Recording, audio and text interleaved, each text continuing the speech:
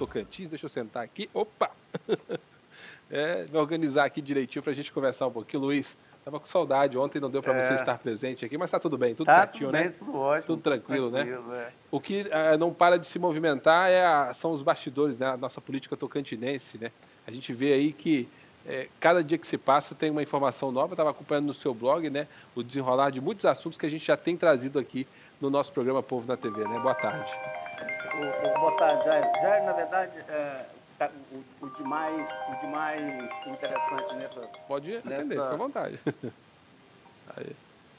Chegando mais notícias, mais informação, o lado dele não para. O que tem de mais interessante nessa sexta-feira, nessa quarta-feira, o parecer da Procuradoria-Geral da República, né, contrário ao retorno do governador Wanderlei Barbosa, ou seja, pelo parecer, manteve o afastamento do governador afastado, Wanderlei Barbosa. O parecer é muito Foi impetrado ontem o habeas corpus? Não, esse habeas corpus já tem quase 10 dias que ele foi impetrado. Certo. Né? E aí, de início, o ministro do STF, o Edson Fachin, não conheceu do HC porque a defesa de Wanderlei não tinha anexado cópia da decisão do STJ que tinha afastado o Wanderlei Barbosa. Aí, a defesa protocolou, né, anexou a cópia e aí o ministro mandou o pedido para a PGR, para o Ministério Público, né, fazer o parecer, e o Ministério Público devolveu na noite de ontem esse parecer para o ministro relator Edson Fachin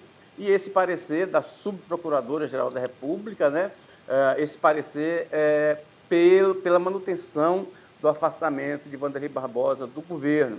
Na verdade, a subprocuradora praticamente repetiu no parecer as alegações, as argumentações do ministro do STJ, né, do Mauro Campbell, quando decidiu pela cautelar afastar o governador Wanderlei Barbosa. Então, o parecer da PGR, repito, é contra o HC de Wanderlei Barbosa, que permitiria ele voltar ao governo. Agora, o ministro Edson Fachin, que é o relator do processo, ele deve decidir se acata ou não o parecer da PGR.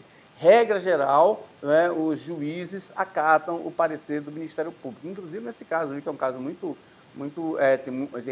substancioso, é provável que o ministro Edson Fachin mantenha a conclusão, a argumentação, aceite a argumentação da PGR. Agora, Jairo, se o ministro Edson Fachin decidir acatar esse parecer da PGR e manter o afastamento de Wanderlei Barbosa, ainda assim a defesa de Wanderlei Barbosa tem direito a recurso na segunda turma do STF. A decisão, se sair uma decisão hoje ou amanhã, como se espera, é uma decisão meramente monocrática, de um juiz só. Sim.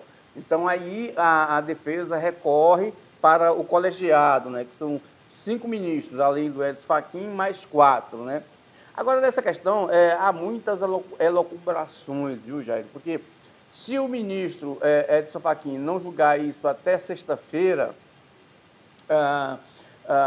pode haver uma confusão aí, porque na sexta-feira o ministro Edson Fachin deixa a segunda turma do STF. Por quê?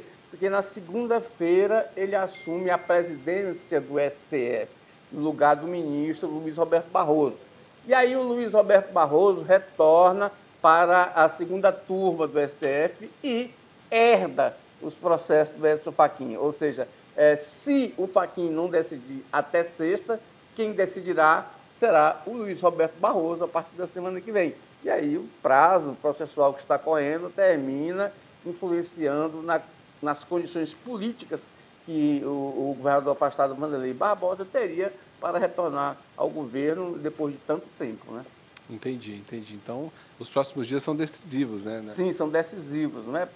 Tanto para a defesa de Wanderlei como para o governador em exercício, né? Porque essa questão da interinidade, ela atrapalha o governo, né? Ou seja, a orientação da justiça, pelo que se vê, para a manutenção do afastamento, né? Mas, como a justiça não decide definitivamente isso, o governo, o Laureso Moreira, fica aí, naquele um pé lá e outro cá, né? Eu faço isso ou não faço, né?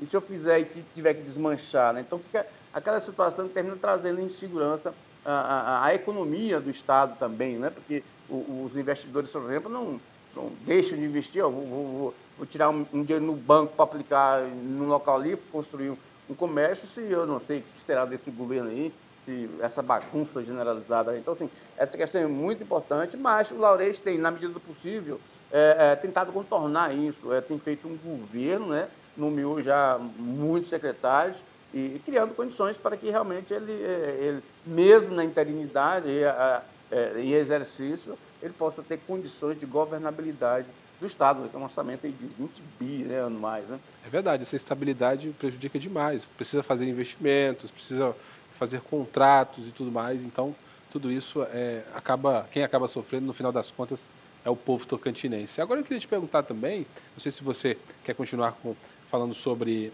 a política aqui do Tocantins, mas a gente não pode deixar de falar também sobre, né, a política nacional, né, as reações, né, com relação às declarações do presidente Donald Trump, ao Lula. Como é que você avalia tudo isso aí? Porque pegou todo mundo de surpresa, né? Todo mundo esperava que ia ter um conflito, um confronto de falas ali, e foi ao contrário. Né? Ô, Jairo, na verdade é o seguinte, o Donald Trump, quem acompanha as declarações dele desde o primeiro governo dele, né, sempre soube que o Donald Trump não é só nele, mais nele do que nos outros, né? Ou seja, ele é um capitalista, né? Ele sempre arriscou, né? Então, e o discurso dele ontem, na verdade, ele torna-se relevante em função das decisões do governo norte-americano em relação a Lula e ao Brasil, né? Em defesa de Jair Bolsonaro. O que aparentou-se ontem é que o Donald Trump não está nem para Jair Bolsonaro, né? Então, assim, ele, como a imprensa nacional avaliou, é provável que essas decisões do governo norte-americano contra o Brasil fossem pessoas de nível hierárquico ali, auxiliares de Donald Trump, fizeram, entre aspas, a cabeça de Trump fazer aquilo. O Trump estava bem para o Brasil. Na verdade, o Brasil não estava indo aí no radar dos Estados Unidos. O Brasil é um país, assim, em relação à economia, os Estados Unidos é a maior potência do planeta. Né? É verdade. Então, o Trump ficar preocupado com o Brasil, né? Além do mais, o Brasil sempre teve uma relação pacífica, né, institucional, diplomática com os Estados Unidos, mais de 200 anos. E aí aquela declaração de Trump antes terminou favorecendo a desgaste do bolsonarismo, né? Porque o Eduardo Bolsonaro, o filho do Jair Bolsonaro, que vangloria-se de ter conseguido que Trump fizesse tarifaço, né, para poder libertar o Jair Bolsonaro, né? Então, Eduardo Bolsonaro tinha nessa questão do Trump o último reduto aí de defesa aí do Jair Bolsonaro. Então, com a declaração ontem de Trump que quer conversar com Lula, né? Se deu match lá com Lula, né? Então, essa questão, ela jogou por terra, né, um potencial de Eduardo Bolsonaro, né, que agora pode, inclusive, ser cassado. Aliás, tem que ser cassado, né, porque ele já venceu o período de licença dele na Câmara dos Deputados, né, e a Câmara dos Deputados ontem abriu um procedimento no Conselho de Ética da Câmara para justamente cassar o mandato dele. Então, nem tico nem taco, né? Porque o Trump agora vai conversar com Lula, deve conversar aqui naquele evento da Amazônia, aqui em Belém, né?